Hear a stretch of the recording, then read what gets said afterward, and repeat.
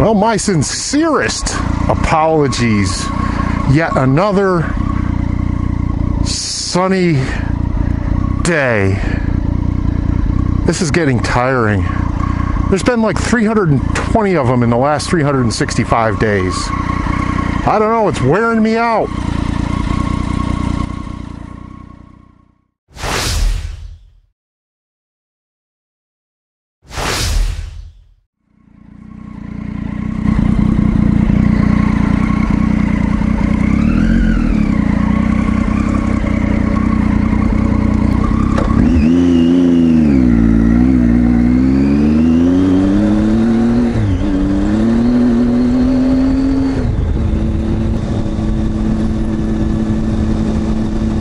Well, if you hadn't noticed, oh, look at this. There's some cattle. Wave to the cattle. Hello, cattle. Future cheeseburgers. Anywho, if you didn't notice, last Friday, I missed my upload, and do apologize for that, but that is going to be a more often than not occurrence, probably for the next month to 2 months. I've got some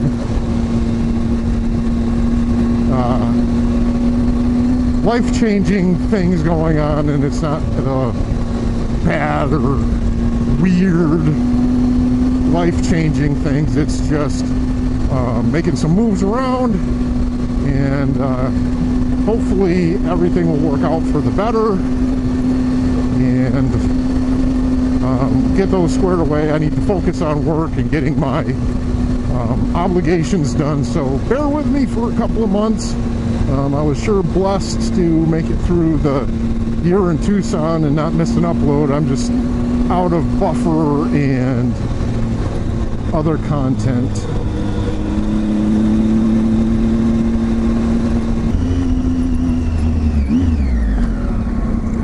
You okay?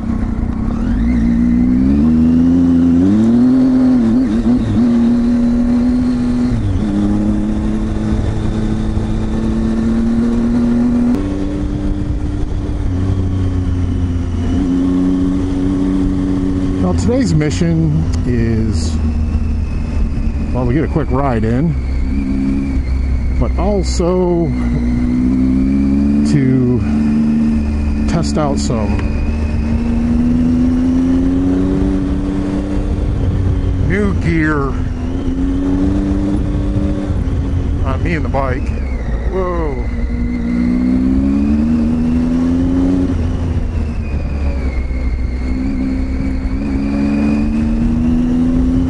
I've been saving some money up and hemming and hawing, so the bike really needed a chain. And probably could have gone a little longer with the sprockets that I had, but the chain was maxed. I got a new chain, new sprockets, and the stock skid plate, while adequate, wasn't really quite where I wanted it to be.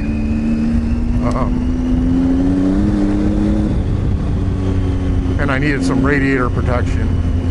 So testing that stuff out today, making sure it's not going to fall off. But it's a bit more stout, and I've been wanting to do it for a while, so I did it. And also upgraded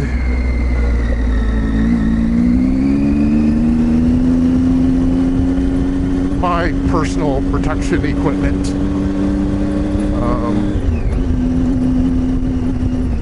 I had a menagerie of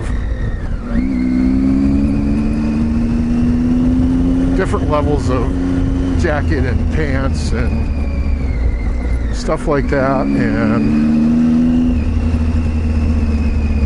I figured if I'm gonna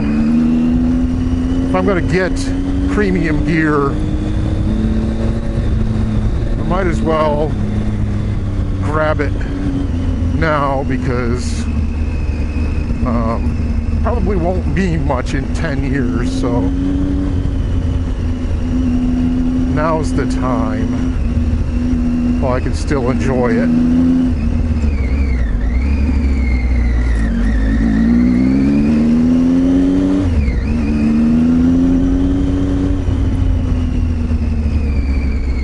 More cattle out there. Beef prices must be up.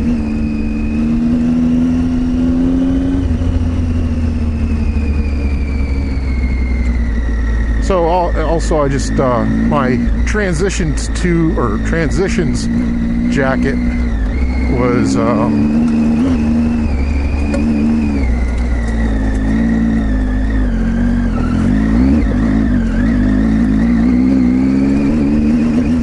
showing signs of a very long life. It was about 6 years old. It was the first generation of transitions jackets, and I really liked it. The newer transitions weren't very good. Well, not very good, but they could be great, I don't know. But the features that I liked in the original no longer existed in the newer versions. So, and I was looking for, comfortable gear, so went out and did that. I'm not doing I don't do reviews on this channel, so, but went for some premium gear, not the top of the line of the manufacturer. I did it with some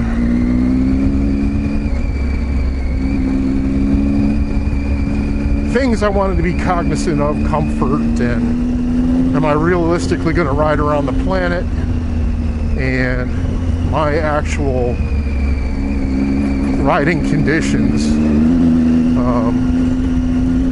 I don't necessarily need a jacket liner or really waterproof protection. Don't have a whole lot of 2-day-long downpours I have to ride through. So that wasn't a concern, although the gear does have Gore-Tex in it.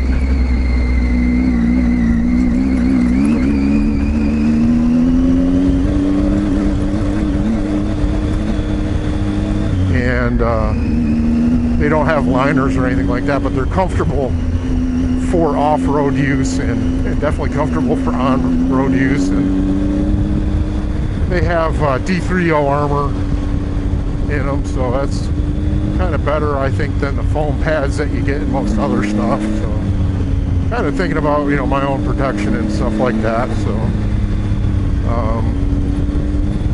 and as far as liners in the pants, I do have a fairly new set, 2 or 3 year old set of insulated pants that I can always use that are perfectly good, and I could actually even transfer over the D3O armor to those.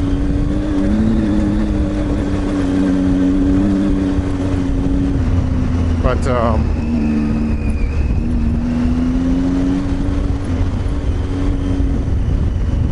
the jacket doesn't have a liner in it, and I'm not too concerned about that because I almost prefer to go with like a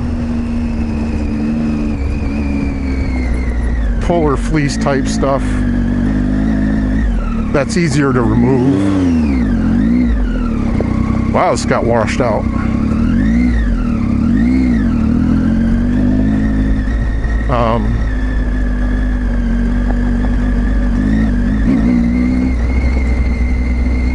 I like the polar fleece. It's, you don't have to deal with zipping it in. I know some people like it in there because it does, zipped in because it does move, but I'm not necessarily worried about that. Once you get the whatever it is you're using in place, it may take you a minute or two. It's usually good to go for the day. And also, I want to size over in the pants so I can wear like a set of hiking shorts or cargo shorts underneath for when I'm on long trips and camping. I can just pop the pants off and I'm ready to set up camp in comfort. And same thing with a jacket. The issue I have with jackets is my chest size gives a waist size that's like 10 inches larger than what I need. So that's kind of cumbersome, but I still want a size larger in the jacket to accommodate the cold weather fleece, and also to accommodate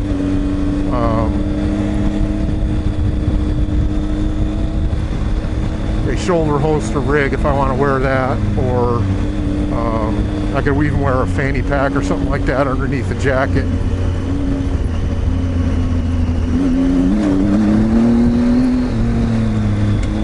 And still be comfortable and not feel like I'm all tethered down.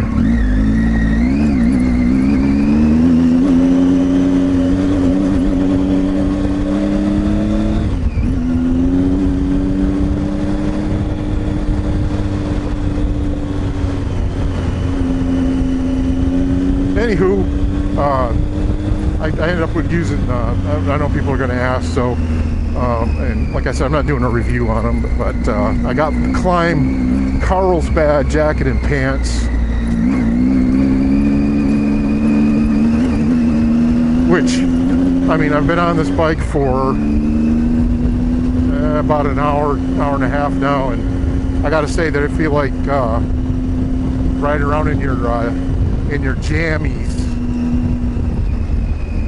Very comfortable. They don't cut into you anywhere. They seem like they're pretty durable. And they start out a little bit stiff, but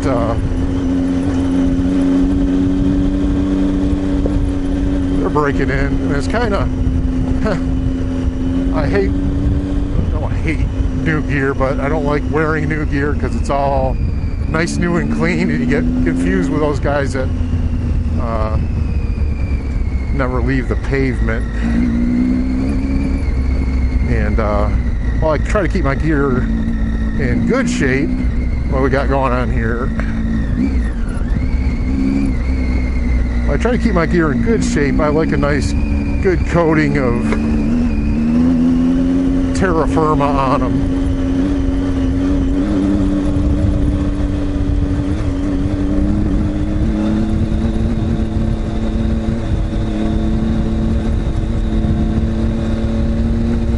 And they need a certain aroma too. Haha! Woo!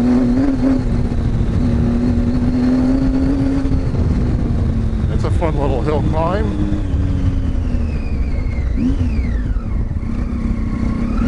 Yeah, there's pretty mountains out here.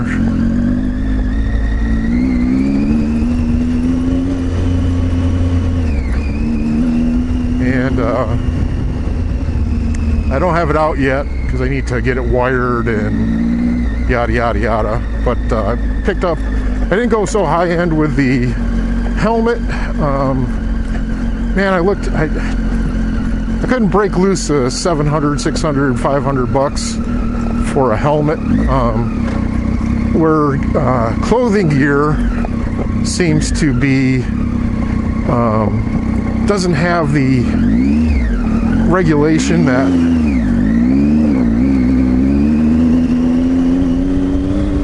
helmets do, and I'm assuming that if a, let's say, Shoei passes the test, the same test that, let's say, a Built does, then, not that I said I get a Built, but we're getting there. You know, if they both have Snell ratings or whatever ratings, you can pretty much count that they'll act the same in the accident, God forbid. But I didn't see the value in it of going that high, and I know they're more comfortable, have more features, but I also needed to make sure I could get my camera mount on there, so I ended up going with a MIPS, a Bell Adventure MX9, whatever, with the MIPS in there. I figured, you know, that MIPS is just one little extra thing. Put the helmet on, it was super comfortable, and you know, I can get my wires in there. There's places for your earphones or ear speakers from the Senna. And that was the other thing I was kind of disappointed in. Some of the more expensive helmets didn't have any place to put speakers into. But yeah, I like it. It's nice. Most of all, it's comfortable. Like I said, if it meets the particular rating, is the first thing, and second thing is comfortable. I don't really care how much I pay for it. And really, the intent of premium gear wasn't to just spend money. It was to buy gear with certain criteria in mind. That, and I'm not dissing less expensive gear. Gear is gear, and if it protects you and keeps you warm, dry, safe, all that kind of stuff that you want it to, you should definitely pay what you can afford, because something is better than nothing.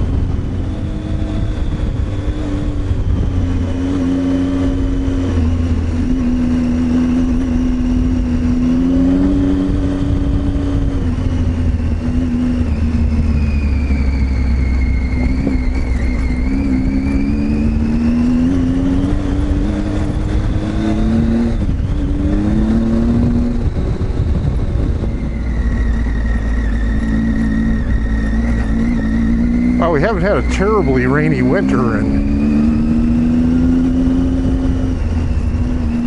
this road's in rough shape.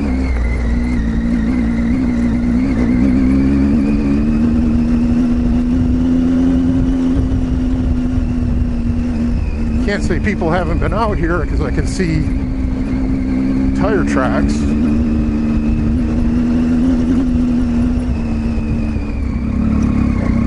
These are all little roly-poly fist-sized rocks.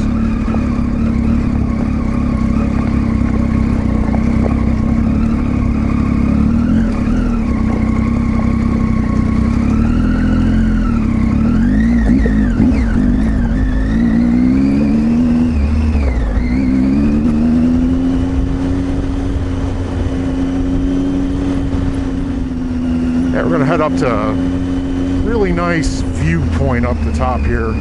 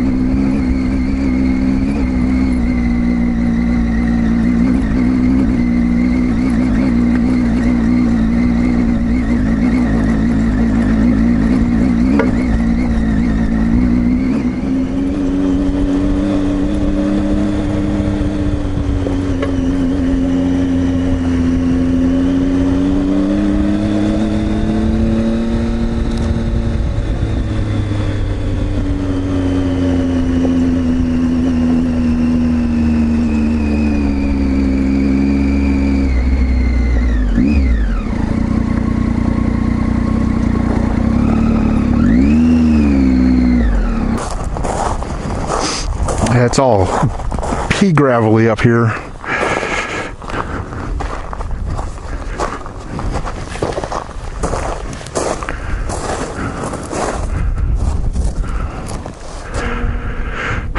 Super nice view. But there's a little trail that goes down there, and I keep meaning to get back here with a WR, but Google Earth isn't showing me a good way to make a loop. It seems silly to just go down the hill and come back up it. But it does go out there. It doesn't just give me a good loop to get back to a staging point or something. Anyway, the skid plate is still on and affixed. The crash bars haven't rattled loose, so that's a good thing. I'd rather not test their competence today. If I have to, I'll do that some other day, but hopefully we can keep this bike upright and cruising around. Yeah, this is the other side. We just came up this road here.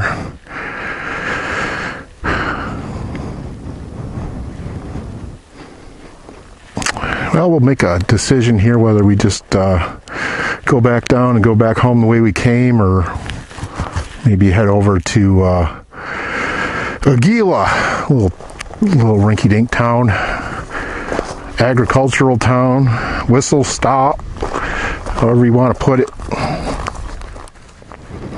Yeah, I also splurged on a set of riding gloves. I had a pretty premium set, I guess you could say, before. I purchased. I bought a set of Icons. They're pretty nice.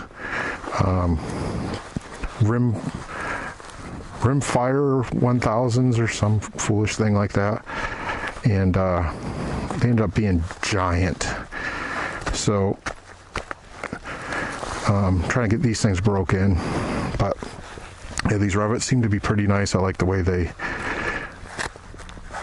cinch up and stuff, and I got them per the vendor's recommendation, but they do have a little bit more off-roady type than the Icons. Yeah, the sizing structure on here with the multitude of manufacturers and countries that they're manufactured in, and translations, and from metric to euro to whatever, you need to understand Pythagorean's theorem to figure out your size.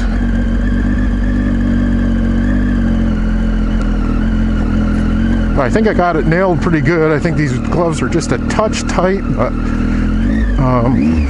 kind of like that. There's not a whole lot of extra material, and I'm thinking they're going to break in pretty well here pretty quick.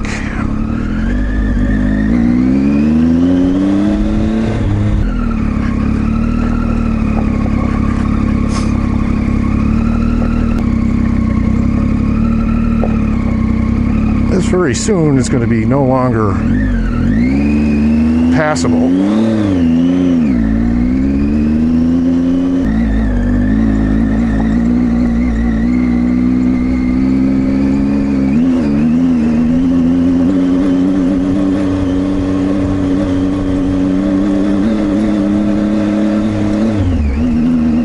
Watching a lot of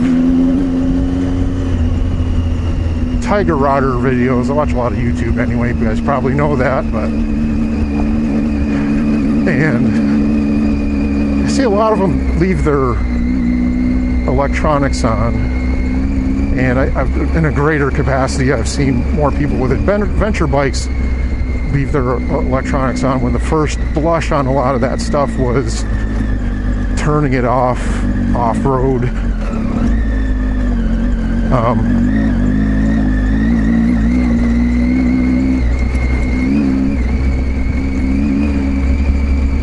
But I see people leaving their ABS on, or just using, this bike has just off-road mode where it dials back the electronic interference. And being kind of old school, I turn mine right off, unless I'm just on a forest road, something like that, I'll use off-road mode. And I'm not 100% satisfied with myself that I gave the electronics enough of a try or an experiment when I first got the bike, because I didn't just automatically shut them off. I rode with off-road mode, and I think that's what contributed to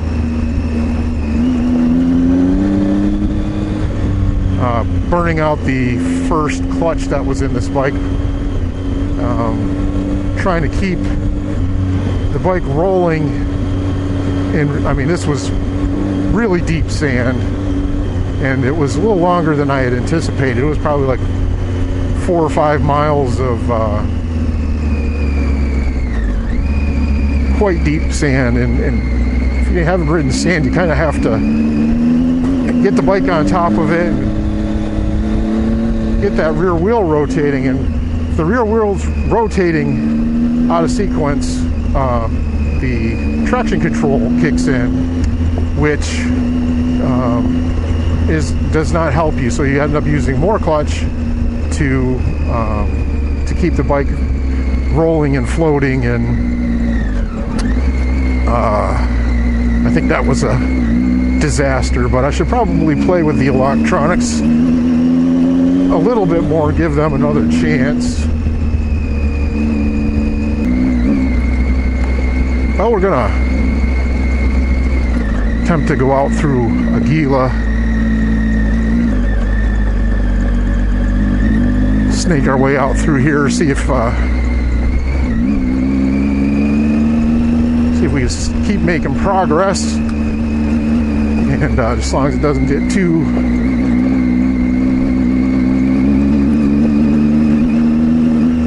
rough. I like this little view as you come over. I don't know if you guys see it, but as you come over the top, you got the mountains on the right or left hand side, and the dirt road just goes on as far as you can see. Ooh. Just riding by these, I'm thinking, boy, those look very pretty, and just realized it's one of the things I've been promising to show.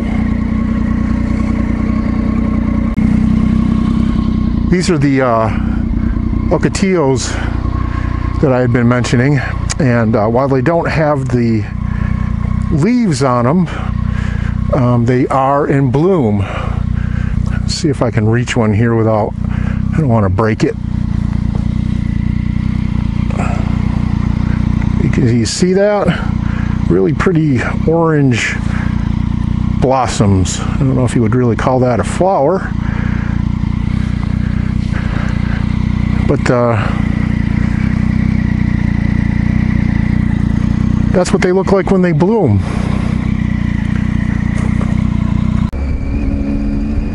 Well, we're almost back to pavement, so I appreciate you watching. I will be out of the picture for a little bit. I'm going to try to get some stuff together and get it posted, but do not be surprised, afraid, or scared if I am not posting or not posting regular. Nothing is wrong, and I will be back ASAP. Again, I appreciate you watching. Thank you for watching any and all of my videos. Please comment, subscribe, like, and share. Adios.